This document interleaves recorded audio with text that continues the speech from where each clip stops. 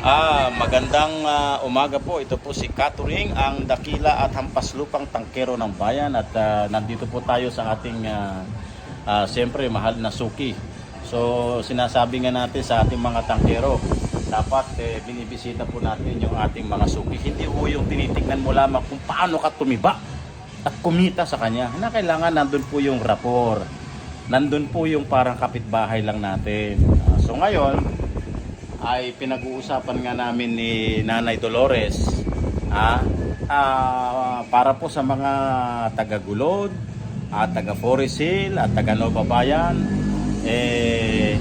Eto, suki po natin si Aling Dolores. Alam nyo ba na ang Dolores ay hango? Ang Dolores ay Pares House, di ba? Ito ay Pares House na matatagpuan po dito sa may Forest Hill Drive. Ayan, sa Gulod, Novaliches, Quezon City. Ayan. Siguro mga ilang buwan din akong sinusupladuhan ni Nanay Dolores tayo bilang tangkero, di ba Nay, no? Tayo bilang tangkero, ito tip ko sa mga tangkero na dapat huwag kang bibigay.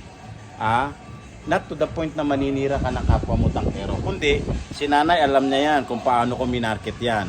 Minarket ko by way of explaining them yung pong safety. Yung pong kagandahan ng mga safe practices, di ba, Nay?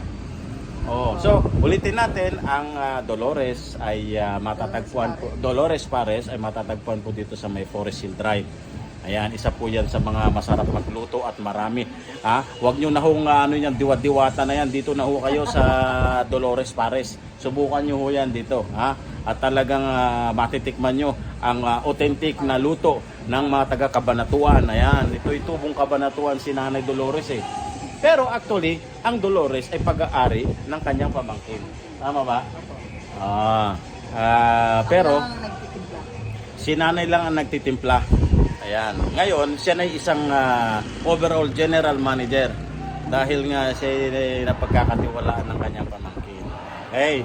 So, kangi-kangi na lang, 'di ba, na pinag-uusapan natin kasi naikwento ni Nanay yung isang tangkero doon somewhere in Cabanatuan na yung kanyang mga tangke ay nasa labas lang. Aba, sabi ko, right away sinabi ko sa kanya, yan po ay unsafe practices.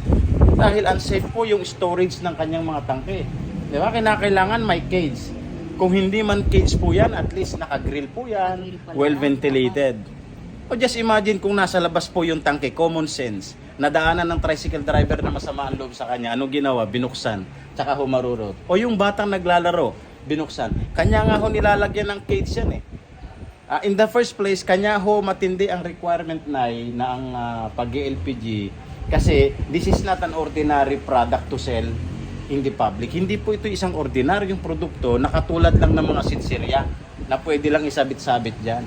Ito ay nagdadaan sa mga masusing pagsisiyasa at pagsusuri ng mga kinaukulang local and national agency. Katulad po ng Department of Energy, Bureau of Fire, and everything. Katulad po no. So, sabi niya, nandun lang daw, anak daw na kapatid daw ng kapitan. Aba, sabi ko, wala ho sa batas na nagsasabi na kapag anak ka ng kapitan o anak ka ng sundalo o anak ka ng senador, excuse ka sa anumang pagsabog. Ang sabi rin ni Nanay, hindi ano lang naman yun, 30 tanks lang yun ang sabi ho ng batas, regardless on the number of your tanks, kapag if the primary purpose is to engage in the business, you are bound to observe the guidelines under Republic Act 11592. So, kinakailangan meron kang pwesto, may showroom na tinatawag. At talagang, yes, at properly stored yung mga tangke, may fire extinguisher, and may mga permit ka. Like the environment permit, at saka yung Bureau of Fire, safety inspection, ayan po mga yan. Di ba, Nay?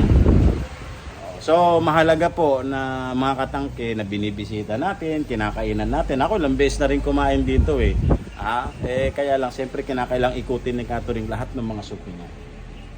Kaya lang, masama man, may mga suki rin po tayo na talagang bumulusok at wala na. Kahapon lang, mayroong nagparamdam na magsasara na siya. So, nakakalungkot, no? Kasi talagang pagka karinderya din. Lalo sa mga nagkakarinderya dyan, na halos naubos na yung 2-3 tangke, hindi pa bayad, medyo red flag na ho kay catering yung mga ganyan. Bakit unang-una, magkano na lang ang kapital niya, tapos yung tangke hindi mo pa mabayaran, medyo red flag talaga yon. Imagine mo, naibenta mo na yung laman ng... Naibenta mo na yung mga ulam mo, wala kang pambayad. Di ba?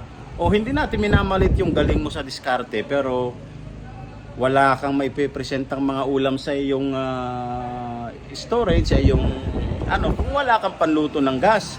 Kaya kapatid, wag kakalimutan magbayad kay catering. Hindi, si Ma'am, good payer ito, si Ma'am Dolores. Ayan So, pumunta lang ho kayo dito sa may Forest Hill Drive. Ito, naghahanda na po sila ng kanilang mga gagamitin, no? At talagang hindi mamamangha ka sa timpla ni Nanay Dolores.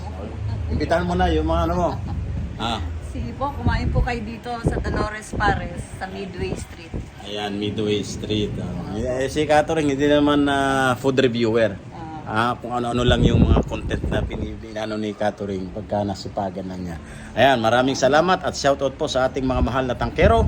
At sabi ko nga, yung goodwill, yung integridad po ang number 1 po na pang market po natin. Tatandaan nyo ninyo, hindi maganda na tayo nagnenegosyo sa maling kaparaanan. Medyo matakot ho kayo sa inyong sarili na magbebenta ho kayo ng mga pasabog at bulok pa rin na tangke. Hindi ho ikaw ang nagsabi, yung pong batas po nagsabi na bawal na pong magbenta ng bulok. Baka naman ho, no? Magkaroon ho tayo ng malasakit sa hindi lang sa pamahalaan kundi sa pamayanan mismo na maging contributor tayo ng isang malaking sunog. Ayan, si Catering nagpapaalala at mabuhay po tayong lahat.